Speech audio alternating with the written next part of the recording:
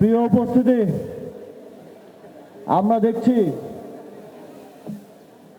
নির্বাচনকে সামনে রেখে একটি রাজনৈতিক দল তাদের নির্বাচনী প্রচারণায় বিভিন্ন জায়গায় বলছে যে 12 তারিখ পর্যন্ত কোনো চাঁদাবাজি করা যাবে না। তার মানে হচ্ছে 12 তারিখের পরে চাঁদাবাজি করা যাবে। তারা পাবলিকলি এই ধরনের কথা জনগণের সামনে এসে বলার পরেও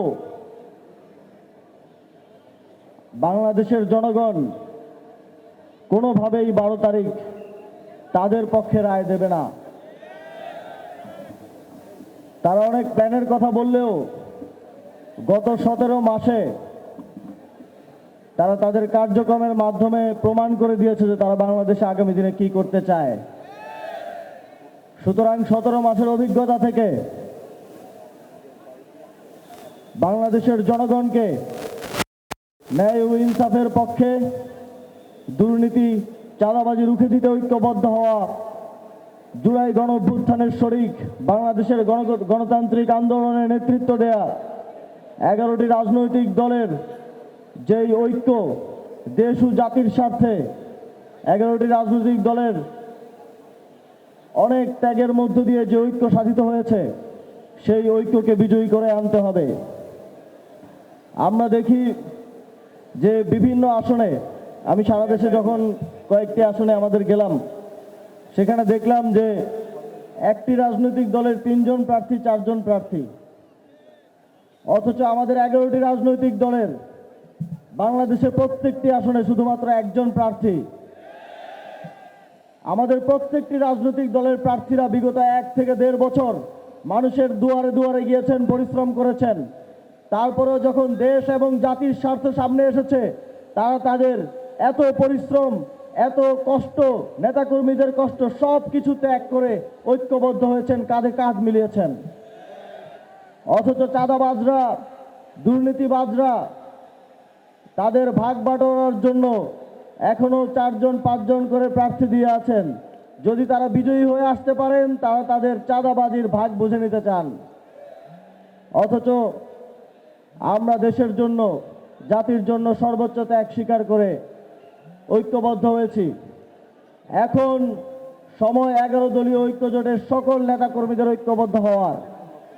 এখন সময় বাংলাদেশের জনগণের ঐক্যবদ্ধ হয়ে 12ই ফেব্রুয়ারি ন্যায় ও ইনসাফের পক্ষে, আধিপত্যবাদ বিরোধী এবং সংস্কারের পক্ষে, সুশাসনের পক্ষে 11 দলীয় ঐক্যকে বিজয়ী করে নিয়ে আসার।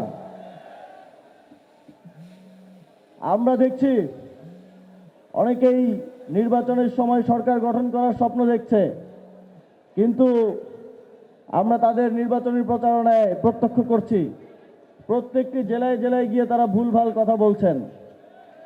নীলফামারীতে যেখানে মেডিকেল কলেজ আছে সেখানে বলছেন মেডিকেল কলেজ করে দিবেন। কুমিল্লায় যেখানে ইপিজেড 25 বছর ধরে আছে সেখানে বলছেন ইপিজেড করে দিবেন।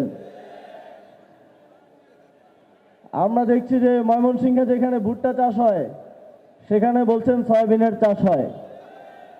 আপনারা যেই দেশকে জানেনই না, এই দেশের কোথায় মানুষের কি সমস্যা, কৃষকের কি সমস্যা, মেহনতি মানুষের কি কি সমস্যা সেটাই আপনারা জানেন না, তাহলে কিভাবে আপনারা স্বপ্ন দেখেন যে আপনারা এই দেশকে মুক্তি দিবেন? সুতরাং বাংলাদেশের জনগণকে সিদ্ধান্ত নিতে হবে, তারা কি দেশের অলি গলি থেকে উঠে আসা, রাজপথ থেকে উঠে আসা, গণঅভ্যুত্থান থেকে উঠে আসা নেতৃত্বের পক্ষে তাদের রায় দিবেন। আমরা দেখি জাতীয় কথা বলে তারা বিদেশি নাগরিকদেরকে মনোনয়ন দিয়েছে।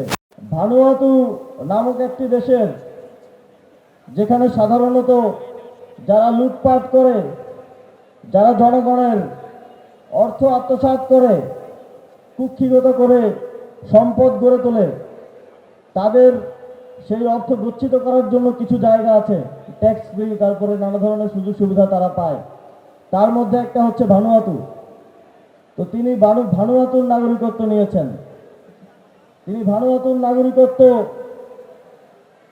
শুধু সেখানে থাকার জন্য নেন নাই, তিনি নিয়েছেন আপনাদের এখান থেকে এমপি হয়ে এই এলাকা থেকে লুটপাট করা, চাঁদাবাজি করা, ব্যবসায়ীদেরকে মামলা দিয়ে মামলা বাণিজ্য করা, অর্থ সেখানে গচ্ছিত করার জন্য?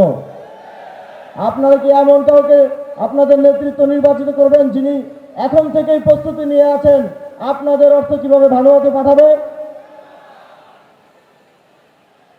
সুতরাং বন্ধুগণ, আগামী 12ই ফেব্রুয়ারি আপনাদেরকে সিদ্ধান্ত নিতে হবে, আপনাদেরকে রায় দিতে হবে।